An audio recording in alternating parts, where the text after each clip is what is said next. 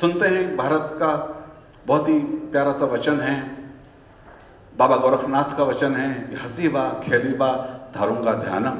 तो ये हंसते खेलते ध्यान धरने से मतलब क्या है? आप लोगों के लिए जो बेस्ट, देखिए स्ट्रेस का सीधा संबंध हमारी ब्रीदिंग से है।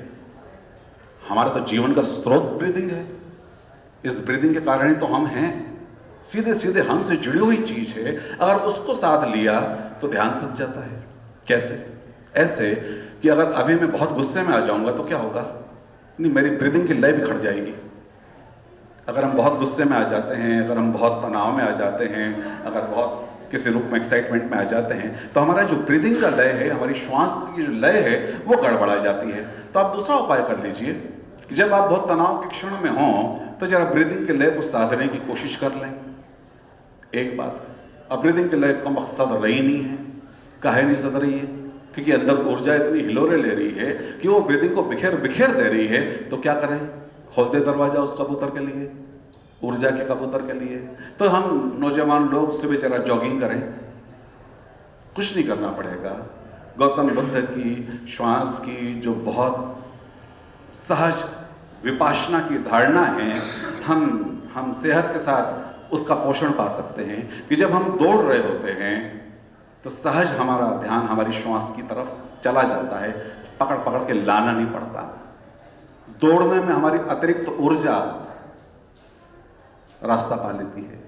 सेहत तो खैर अच्छी होती है, बॉडी में प्राण वायु ऑक्सीजन का ज़्यादा हिस्सा पहुंच जाता है, तो जो नेगेटिव एनर्जीज हैं, जो उदासी हैं और जो नेगेटिव हार्मोन्स हैं, वो रिलीज, उनसे मुक्ति मिल जाती है। तो मुद्दा ये कि आपके लिए सबसे सहज मेडिटेशन नौजवानों के लिए अगर है तो दौड़ने का हो सकता है। और इधर देवियों की तरफ अगर मैं देखूं तो आप लोगों के लिए जो सबसे सहज मेडिटेशन है, डांसिंग। सिंपली डांस अपने कमरे में बंद कर दें। क्यों बंद करवा रहा हूं कमरे में?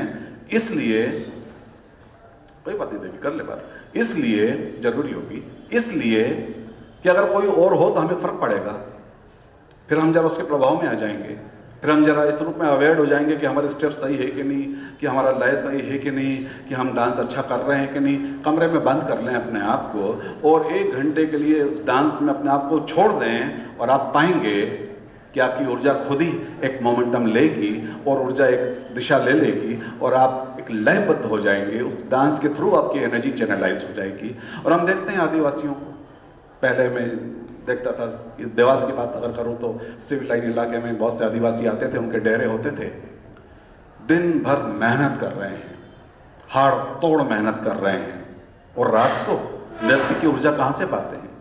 रात को उनके जो बर्तन वगैरह होते थे उसके साथ वो डांस कर रहे हैं। जी हाँ, किसी प्रकार का स्ट्रेस एक आदिवासी की समस्या नहीं है। बहुत सी जातियाँ, जनजातियाँ, बहुत से समुदाय ऐसे हैं कि उनकी भाषा में तनाव जैसा शब्द ही नहीं है। मजे की बात है। और हम तो इस शब्द का बड़ा महिमा मंडन कर रहे हैं, हम तो इस शब्द को पकड़ के रख लिए हैं। तो मुद्दा ये है कि इस तनाव से मुक्त होने के लिए अगर हम सहज कुछ उपाय करें, सबसे पहले तो अपने सबकॉन्शियस माइंड को जरा ताज़ा ताज़ा रखें। कॉन्शियस माइंड से 9 गुना बड़ा हिस्सा सबकॉन्शियस माइंड का होता है। अभी कोई आ रहा है, कोई जा रहा है, किसी को कोई समस्या अगर हो तो मेरा कॉन्शियस माइंड ये देख रहा है और मुझे ये भी देखना है कि कितनी देर मुझे बोलना है और कब रुक जाना चाहिए। 40 मिनट से ज़्यादा में फिर सहानुभूति जागती है। आप लोग का मादा 40 मिनट का होता है साइंटिफिक। तो ये मेरा कॉन्शियस माइंड देख रहा है। लेकिन मेरा नेक्स्ट सेंटेंस क्या होगा, मजे की बात है, मुझे ही नहीं पता है। एंड आई रिपीट, मैं जब खड़ा था तब भी नहीं पता था और अभी भी मुझे नहीं पता है कि मेरा नेक्स्ट सेंटेंस क्या होगा। कहाँ से आ रहा है? मेरे सबकॉन्शियस माइंड से आ रहा है। तो हम कॉन्शियस माइंड के तल पे अगर ठहर जाते हैं और सबकॉन्शियस माइंड को अगर निग्लेक्ट करते हैं, जो कि सारा जिंदगी का निर्धारण कर रहा है, तो ये तो सही रणनीति नहीं है, ये तो सही सोच नहीं है। तो उस सबकॉन्शियस माइंड के लिए जब हम अवेयर हो जाएं और सबकॉन्शियस माइंड के रास्ते खुलते हैं, तब जब हम रिलैक्स्ड होते हैं, उसके रास्ते खुलते हैं तब जब हम लयबद्ध होते हैं। और वो लय अगर सतत आवर्तन पाती है तो अनकॉन्शियस माइंड के तल तक बात पहुंचती है, जो संस्कार कहलाती है।